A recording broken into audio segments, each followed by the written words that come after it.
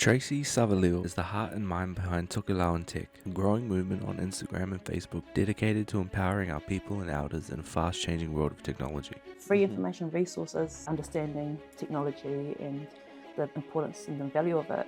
With the rise of AI and digital tools, Tracey is on a mission to make sure no one gets left behind. Having those digital skills as an elder is important. Protection is the big thing. Today we dive into her life a bit more personally, talk about her upbringing and who shaped her to be who she is today. I just remember just always being outside. Oh no, I'm thinking about my family now.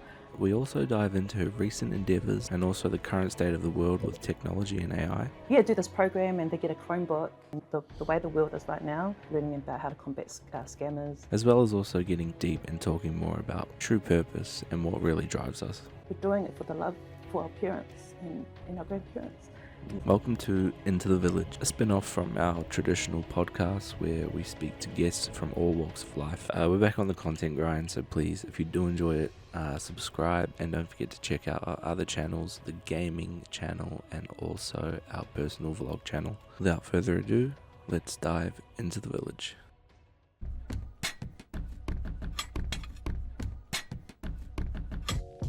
Thank you for coming on, Tracey. Thank you. Question one I've got here. What was your upbringing like? Are you from Porirua and all that? Yeah. Yeah? Born and raised? Yeah. Wellington, born and raised in Porirua. Yeah, Nice. Pretty much. So what was it like for you growing up here in Porirua? Oh, wow. I have to really think back. Porirua was, everything was here. Family was here. The grandparents were here. Actually, in fact, on Astrolabe Street, just here. Yeah. And yeah, oh my gosh, I have to really think back because it was when so I stayed in Ascot. Oh, We grew up in Ascot Park. Yeah. And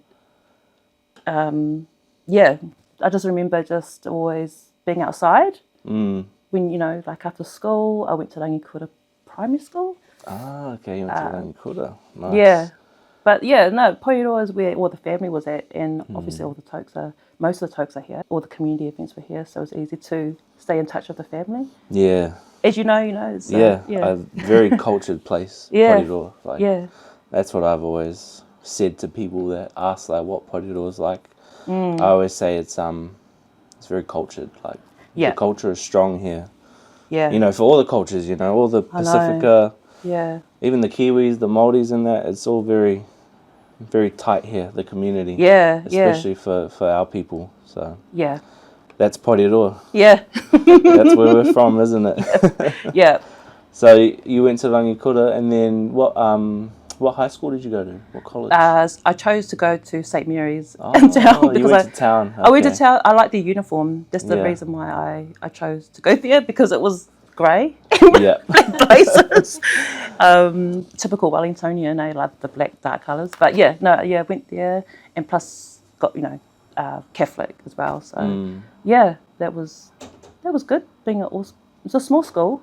200 or 400, maybe 400 of us. Really? All girls. Oh, no, I didn't actually know that about St. Mary's. Well, quite small. Yeah, it was either there or Viard. I had to choose, but I chose. There I or don't know why. I think my sister went to Viard. She told me, no, don't go to Viard. That's fair enough. I tried to escape the Porirua school, so I went to Tawa. See, Tawa was one of those. Oh, yeah, because that was elite. It's still elite, eh? I hope so. Yeah, I had that reputation of being really elite. I thought maybe I can't get in there, but it's close enough to Porirua. Yep, that's true. I always thought Tawa had that reputation of the white school. Yeah. Oh, I try. Elite is what I'm. Elite. Code word. Elite. Yeah, code word. What were your aspirations when you were young then? Did you always see yourself being in tech, or what were you thinking was your plan? Because growing up for me, I always said I wanted to be a firefighter as a kid. Yeah. And then you grow up and you realise that there's a whole bunch of other stuff you might be into. So what was your aspirations when Definitely you were not young? tech. Not tech? No way. I got into tech very late in life. But back when I was younger, I knew I wanted to work with people. I kind of wanted to be like a social worker, something around there, or just work with people, how to better people's lives and stuff. But I didn't study it or anything.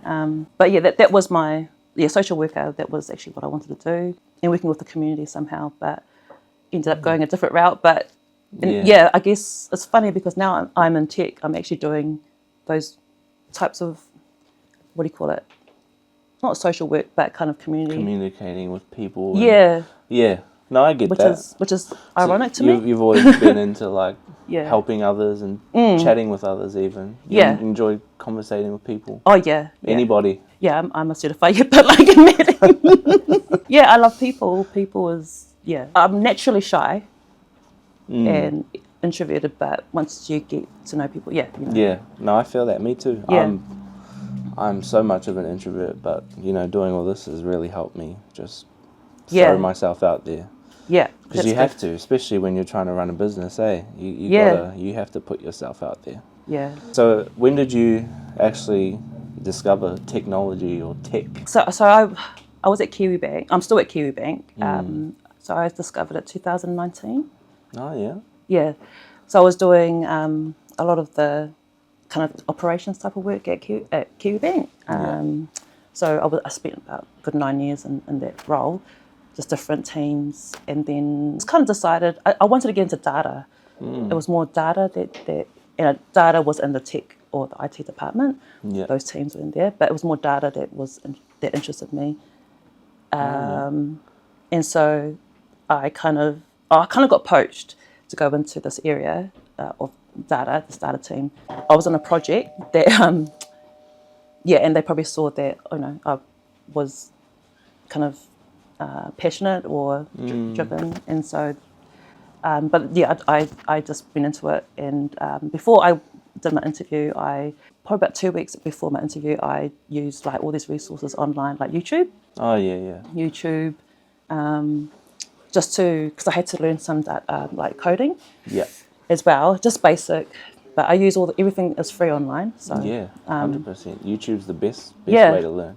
Yeah, that's how we started the business. YouTube. Yeah, YouTube's got everything, so it's so powerful. And then I asked people, what's some online resources to learn some? Because I had to learn SQL coding. It's a type of code writing, and so there's some free resources out there. What was called Data Camp.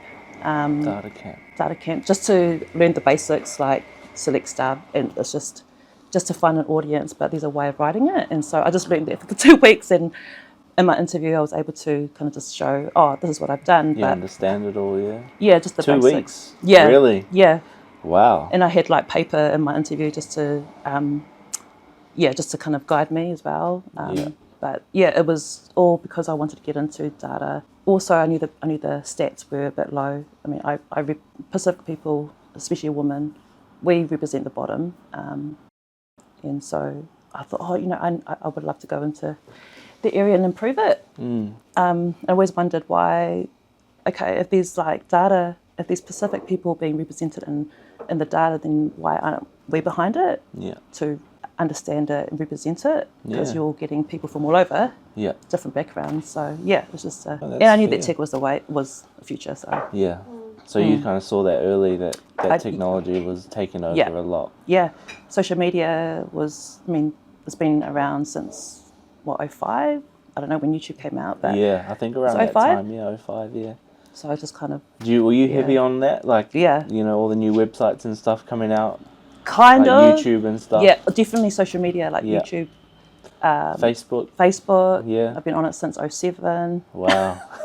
Yeah, you're an OG of Facebook. Yeah, I only did it because my dad connected with me.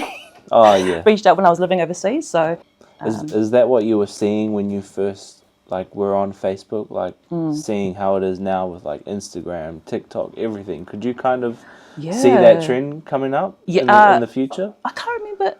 Instagram has been around for a while. Instagram, I'd say maybe 2012-ish. Okay, so definitely, so that was the only one that I knew. Twitter was around. I just knew about Twitter, Instagram, Facebook. But I definitely saw, wow, there's a lot of information here, and there's a lot of capabilities with these platforms. That's what kind of drew me to tech. Yeah.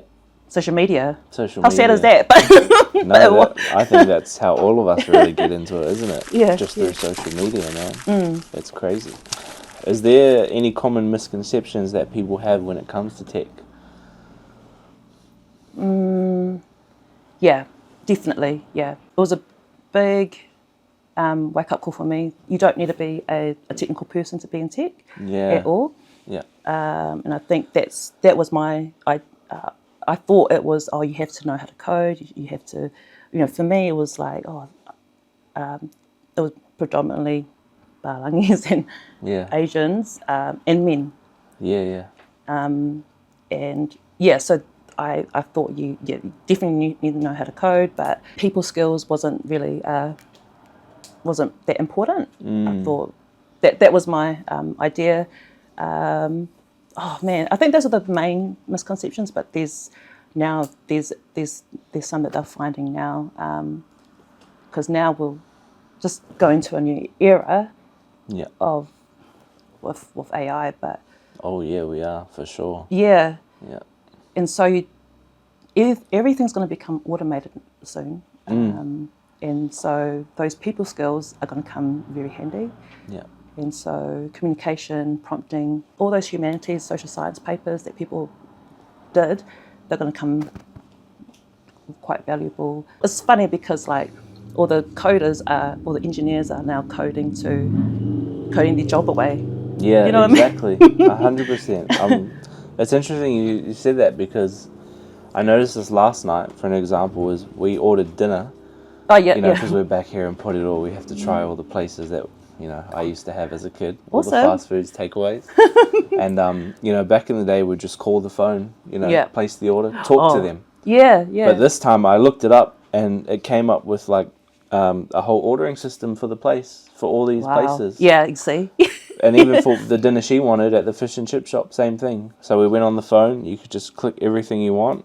Pay there or pay in store. We just go in. The only conversation we have with them is we're picking up our food. Yeah. Which is crazy. So you're right, everything is really automated and becoming automated. And that's just an example of that. Yeah. It's funny seeing it at the fish and chip store, because it's so not natural. Yeah. Like you expect to go in there, talk with them. Yeah. I remember my dad back in the day, my Uncle Frank, the one who started Hunter Hard, he would go in and have a proper conversation with these people while he's ordering. And they would remember him as well. There's, was it Frank's Fish? Frank's Fish. Down at the, I don't know if it's by still the canopies. Yeah, that's still there. Yeah, that's the one that we used to always go down. Just, they know you by, they know your name and everything. Exactly, but it is crazy. That is one thing that tech is doing is, automating everything. Yeah. I mean, even for us, for our website, that's another example. Yes. We went from basically cold selling or just by word of mouth and Facebook to a whole running ship online where we don't really have to do anything or talk to anybody. It's all automated for us. Yeah, this is a good time to run a online business. Yeah, no, it is 100%. From home. Side hustle. I agree. My next question I have for you is, tell me what AWS is. Oh, AWS is Amazon Web Services. Yeah. It's, I don't know if you know Jeff Bezos, but is that his name? Yeah, Jeff Bezos. The one who runs Amazon. Amazon, the billionaire. His company. Yeah. But it's probably the biggest cloud infrastructure company or platform in the world. It's competing with Microsoft, Google, but AWS seems to be the number one. But they run they have, I don't know how many clients around the world, but they offer a cloud computing, storage, and they can run your business if you choose them to kind of store your data with. Oh, really? And so they're all over the world. AWS actually is the cloud that most organizations are using. Yeah. And that's what got me into it. Yeah, and it also changed my life personally as well. But and I think that's the best way I can really talk. Yeah. This is big cloud computing. Yeah. So how did you discover it? Was that through KiwiBank that you discovered it? Yeah. So in 2019, when I did my tech role in database, I switched my role to data governance, which is my current role. Yeah. And I was throwing all this stuff that I didn't know, because I didn't know what the cloud was. I just heard about the cloud. I said, what the hell is a cloud? I was like, oh, it's just the internet. I said, yeah, but what do you mean? Okay, so I had to use people. Yeah. My skills with like people and ask them, okay, can you explain to me what the hell is the cloud? And so, yeah, and I got some good like intel from experts, people who've been in tech for. But I saw something on, I think it was LinkedIn, AWS Women's free course. Oh yeah. For New Zealand. I was like, oh, cool, this is perfect. So I just signed up. I looked into it and I was like, oh, okay, it's a free course for women because it was part of the whole back then. Oh, when did I do it? 2021, 22? I can't remember. Maybe a couple of years ago, when they're trying to touch on the increasing more representation of women. Yeah. That was their DEI initiative. So yeah, I ended up just taking that 8-week course and learning about the cloud technology. 8-week course. Yeah, 8-week course. Oh wow, yeah. But there were all sorts of women that did it, from hairdressers to mothers, students, and experienced people. But yeah, done now in kind of tech. Yeah, so anyone can get into this. Yeah, and it was free, so I love free. Nice. We all do. Yep. Have you attended the Dream House? Yes. Yeah. Oh yeah, the Tell Dream me about that. So that was the first what the heck is happening here. So the Dream House was in South Auckland. Was it Mangere? Yeah, Mangere. So I was asked to just be on the panel. What is the Dream House? Okay, first off? Yeah, the Dream House. I should ask that. What is the Dream House? So the Dream House was a AWS-driven initiative where it was for targeting Pacific people. Yeah. To go to the community. Nice. And just talk about people's journeys and how you can get into tech. Just kind of meet the parents, students, and just the everyday people. And that was the second year that they ran that. The guy from AWS, he was Tongan, and he asked me if I wanted. I said, oh, okay. So I went up, and there was about maybe 200 people there. They had it was like a wedding. It was like they had a pig. They had like all this food there. I was like, oh my gosh, to make you feel like you're fine. You're at home. You're right at home. Yeah. Yeah. Dave Latelle, do you know Dave Latelle? Butterbean. No, I'm not familiar. You familiar, Auntie? Yeah. Yeah. He runs the whole food kind of company for free food that gives out to the community. Yeah. So he was the main speaker, but he was. You got to check him out. He's very inspiring. But he changed something he said to me that meet was it just stuck because I asked him, well, how did you do all your how did you start off? And he said, you just got to do it. He said it to me like your older cousins would tell just do it, and that just stuck with me. Yeah. So that's awesome. It was nerve-wracking, but I bet. Yeah, it would be, especially those types of conferences. So the Dream House targets a lot of Pacifica Māori. Yes. Yeah. That's awesome. Trying to get them aware of what the technology space is and all that. Yeah, that event actually there was a lot of questions from the crowd because I was probably the least because I was still fresh. I was still fresh in my own job, and so a lot of people were asking me questions because I think a lot of them were young people there. And I was like, oh my gosh, because I'm learning at the same time that I'm trying to mentor people. I felt like I don't know, I just feel like a bit of a, because I was so fresh, I didn't feel like I was worthy enough to. Yeah. But it turned out that it related to a lot of the young ones and the parents. So there were all sorts of people there asking questions, and one thing they said is like, you guys need to come to us, come to our churches or come to our community. It's hard for them to see how you can get into tech. So that was that penny drop there at that conference. So nice.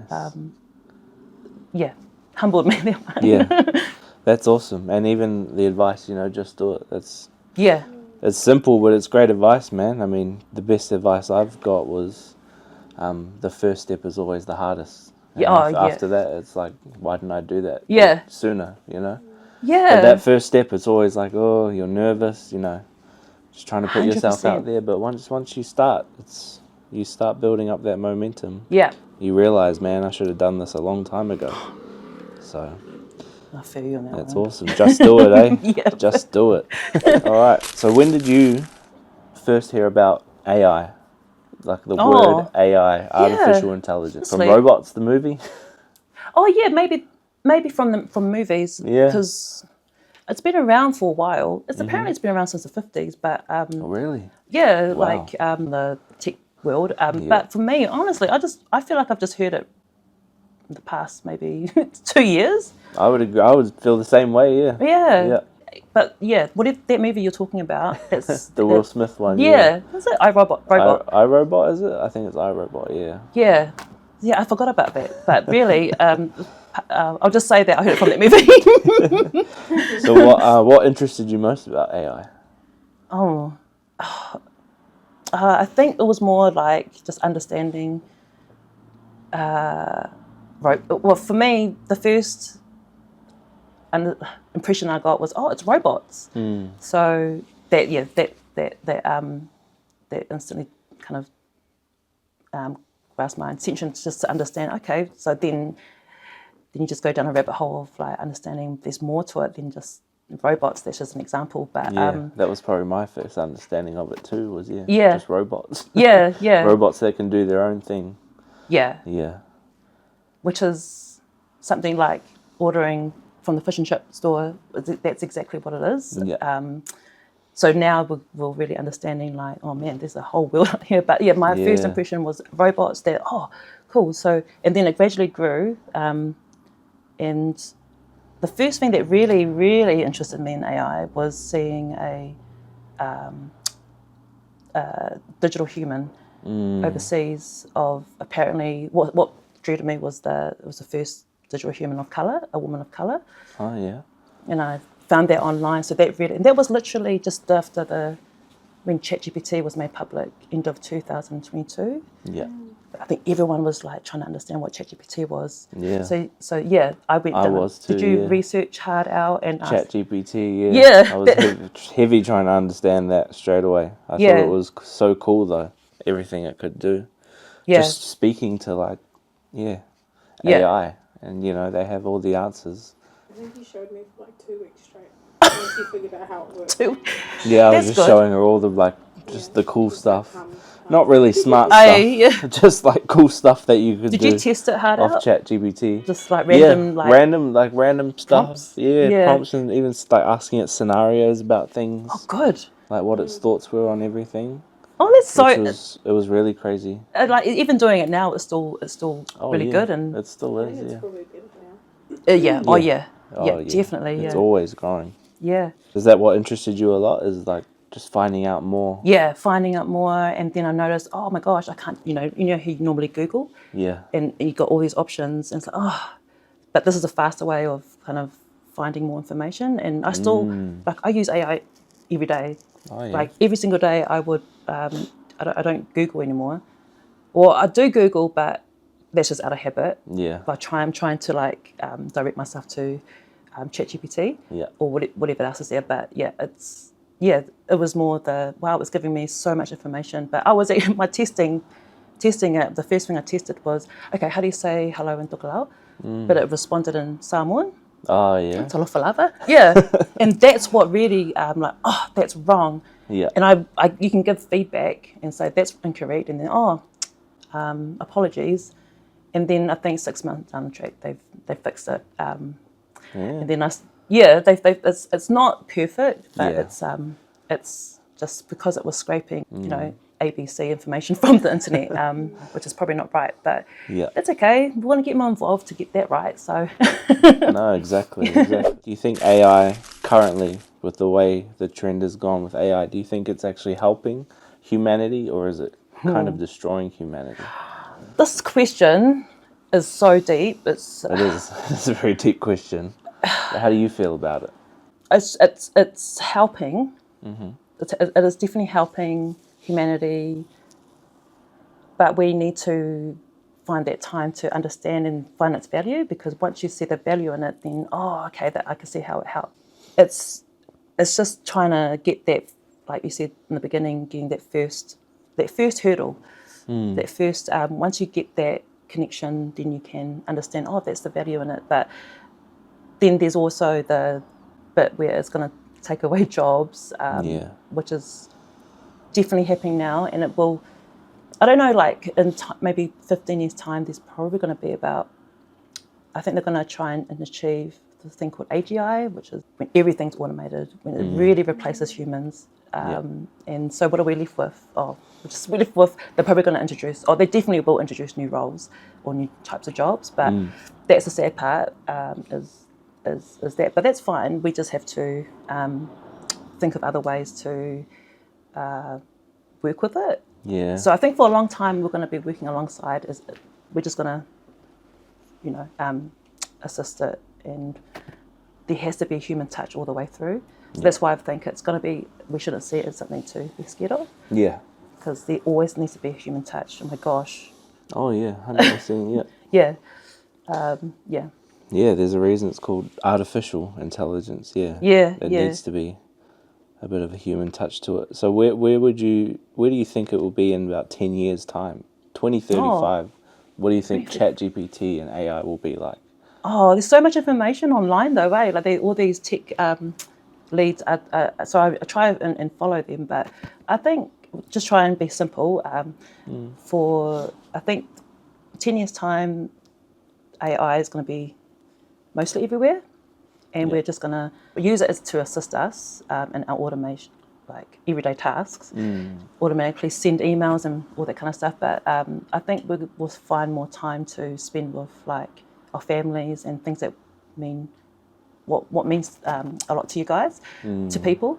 Because I feel like AI has given us a whole reset, an opportunity for the whole, like, okay, everyone's on an even playing field now. We're competing with even in I don't know if you've noticed that the change in the entertainment industry with their job, they're doing, they're going to start losing jobs as well.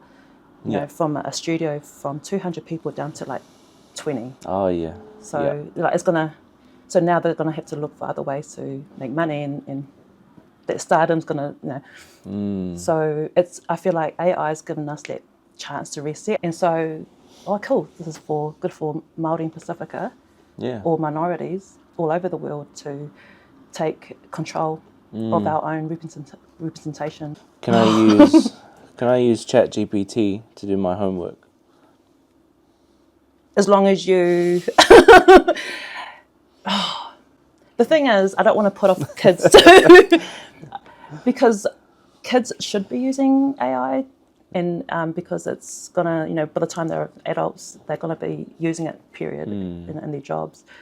So it can be a great tool, even as a second teacher. When you're out of the classroom, at home, ChatGPT can be your teacher pretty much. Yeah. But kids will just take advantage of it and go for the easy answers. Just get the answers straight away. I wish I had ChatGPT when I was a student. Yeah. I wish I did too. I just missed out on that one. I know. Why would you say it's important to network and communicate? Like we are in person. Yeah. Why do you think that's important, rather than just doing the whole social media? ChatGPT can help me with everything. Yeah, I think it's good to get more of our faces in front to a wider audience, to inspire others that, okay, look, you can do it too. Yeah. Bigger audience. I'm an introvert. It's hard to network, but once you start meeting, in these networking, it's inspiring, because they want to know. Yeah. The audience, they want to know. I said, no, we need more of this. Oh, okay, so come on, let's do this all together. Let's all get on, and networking connects you to people as well, and inspiring. But you have to have the energy, and I was overseas, New York, for a month, and I attended 2 events.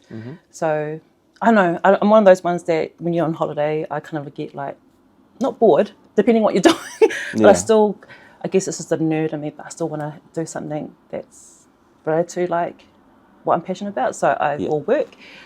So yeah, definitely met some. I went to a women's event. The girl there she's the founder of, I don't know if you've heard of Baddies in Tech.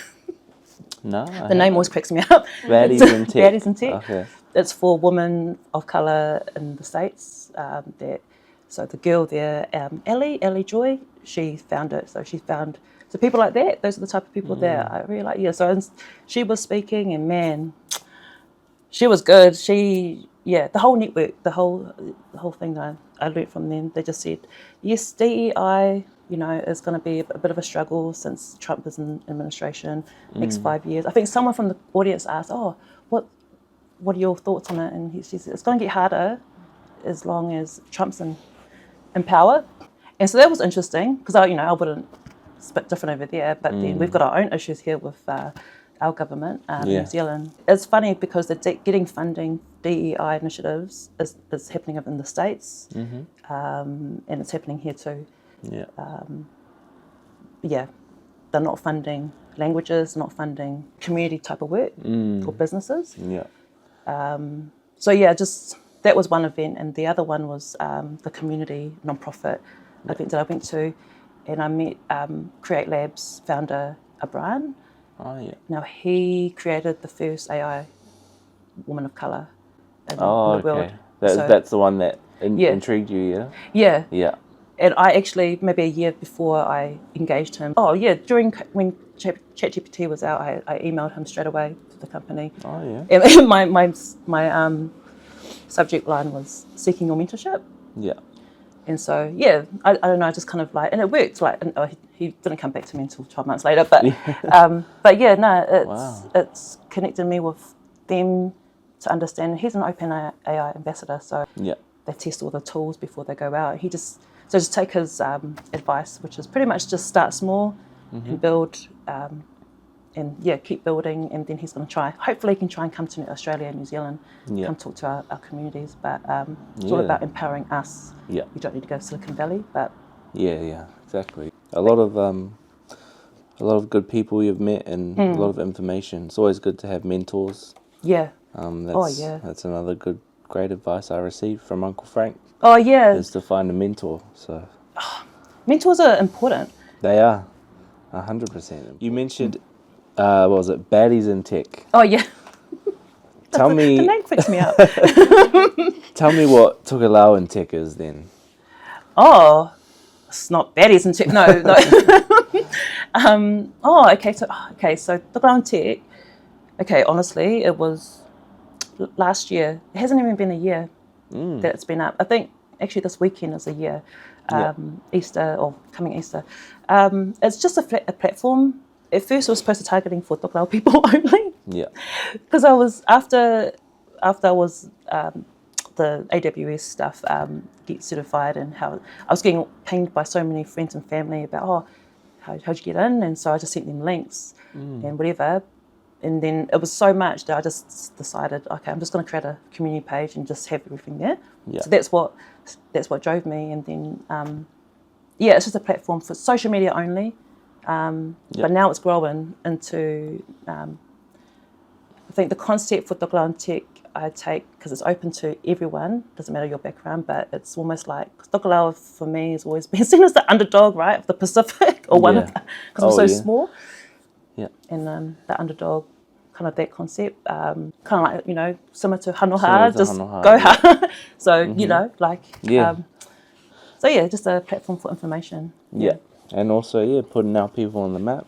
I love it. When you started it, what was your goals for it? Where did you want to see it going? Yeah, I still don't know what I want to do, because I'm still trying to figure that out. That's fair, yeah.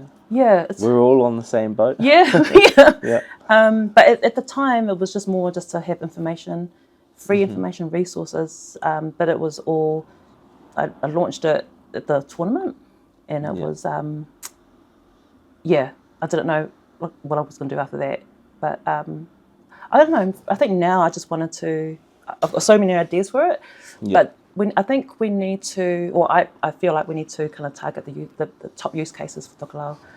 One being language, and then you've got climate change, you've got health, you've got so much. So I thought, now that we're in a time where we can start using those tools like OpenAI and so much more to help.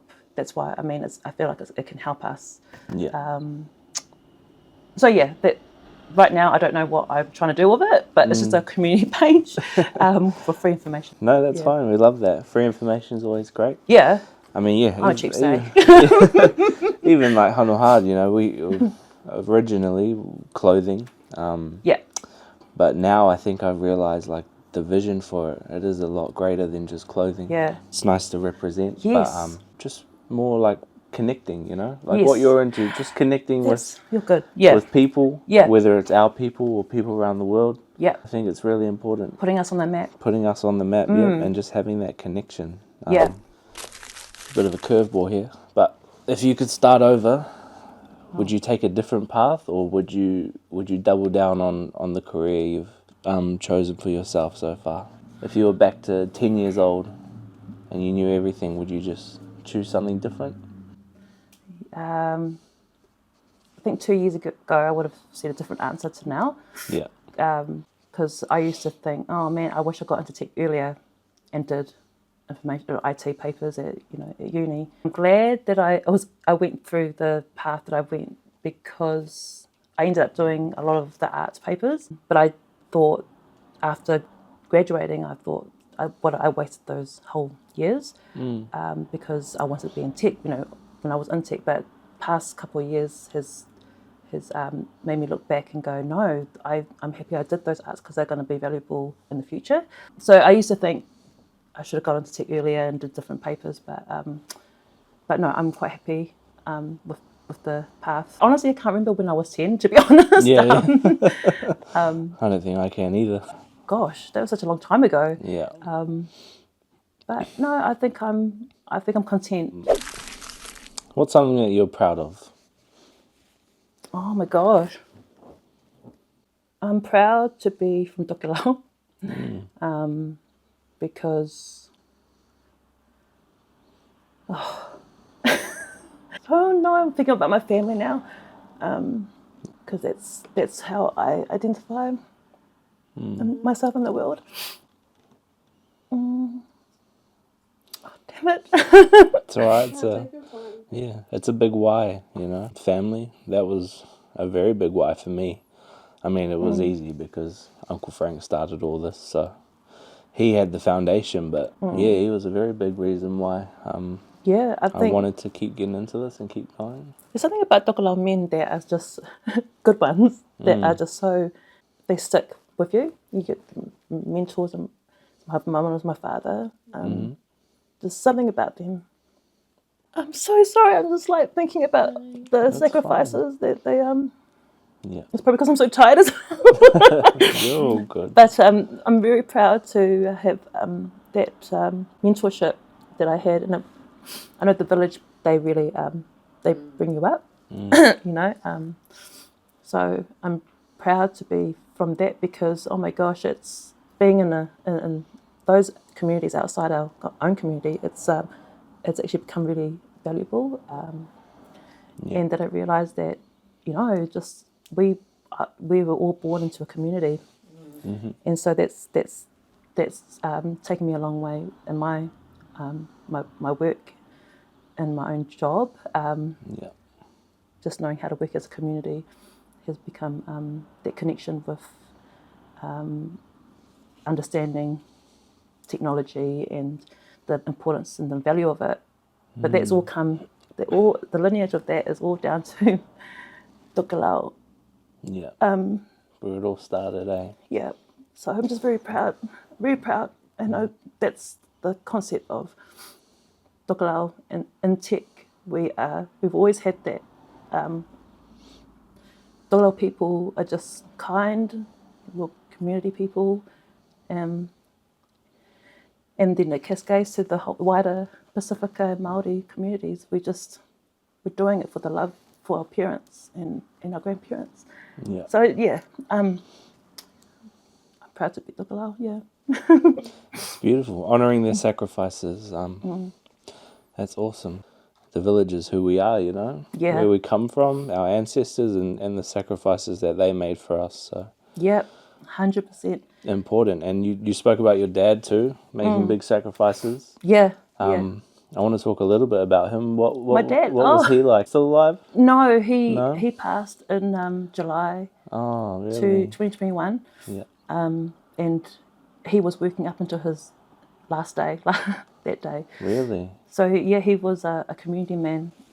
Yeah. He was the only Tukalau translator certified in New Zealand. So he would help Tukalau people, or even actually Tuvaluan sometimes, but just to translate those courts or doctors or hospitals, and he did that in his last few years. Yeah. But yeah, he was my best buddy.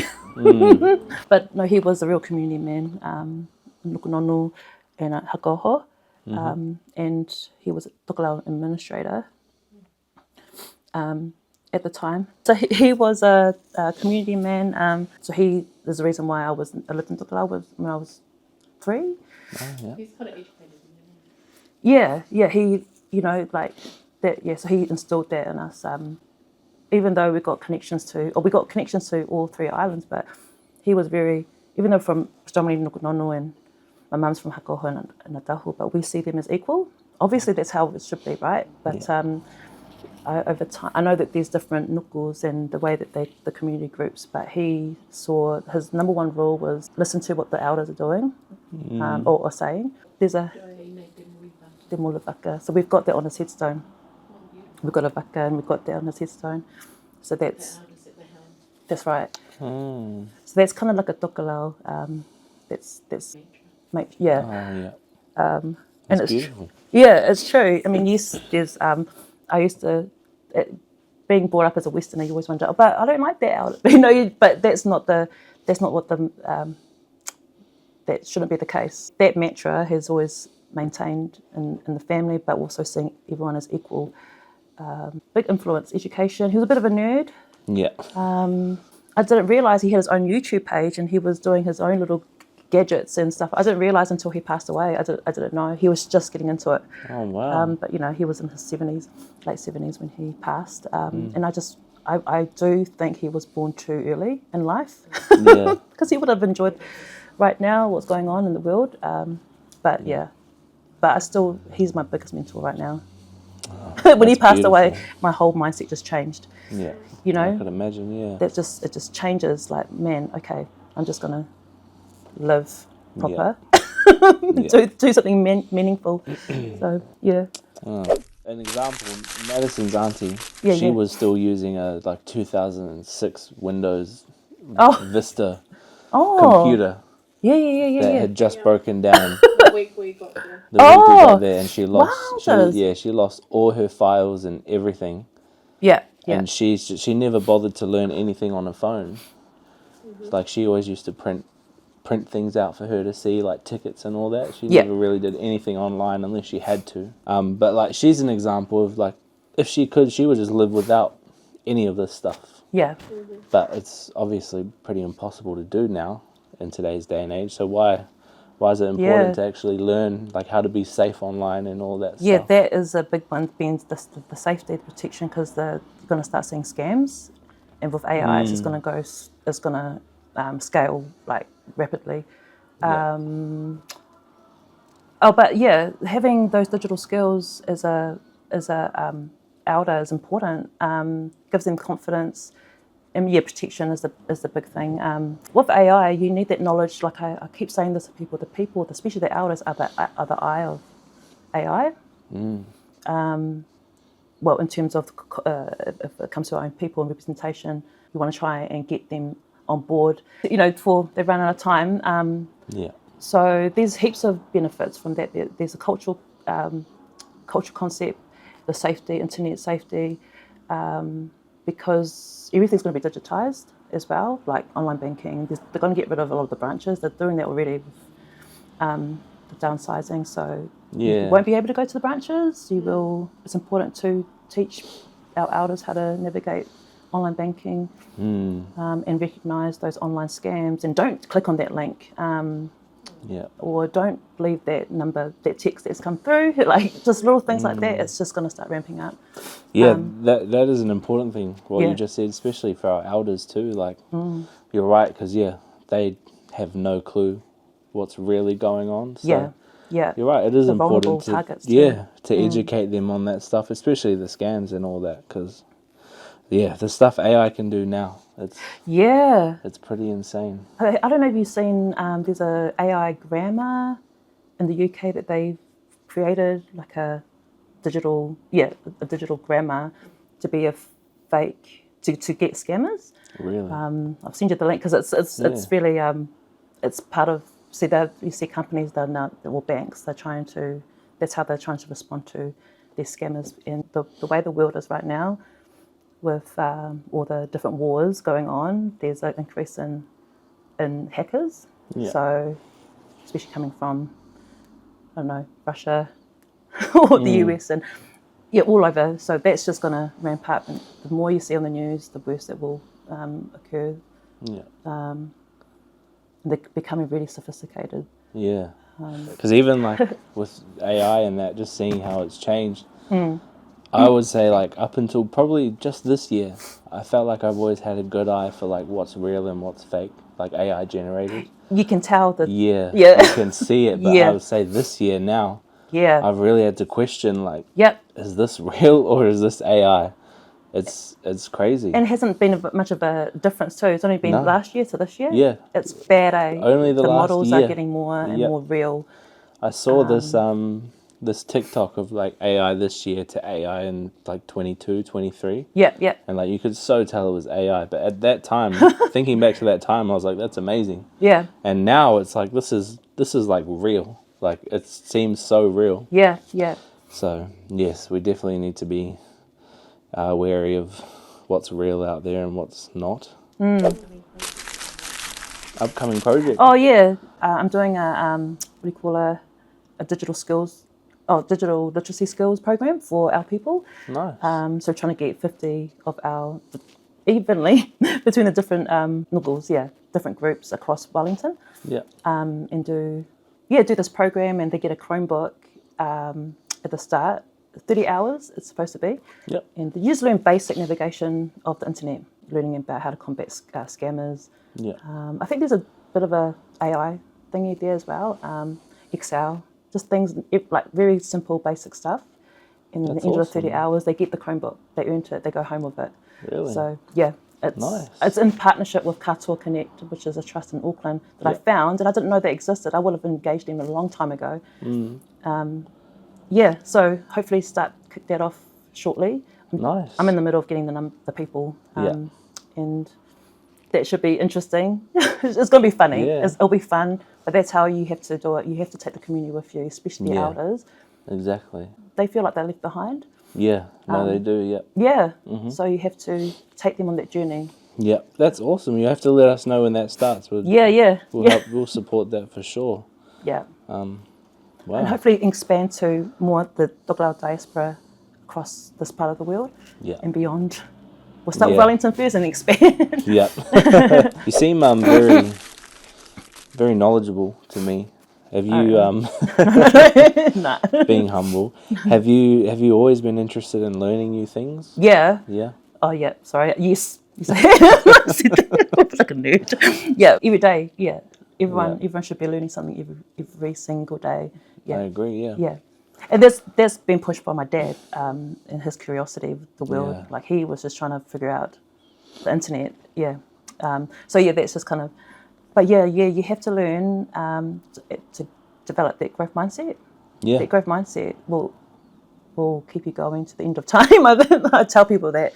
100%. Keep you curious, and people also, like experts, they actually respect you for asking them those simple questions. They do, and I did because I had to do that with when I was going into tech, because I had to lean into people, and they just be real. And they will be real back to you. I think it's important to learn. Yeah, simple questions go a long way. I think. Yeah. The more complex questions are just more for just a straight answer. Yeah. But when you ask something simple, it's open, and a lot can come from just one question. Exactly. So.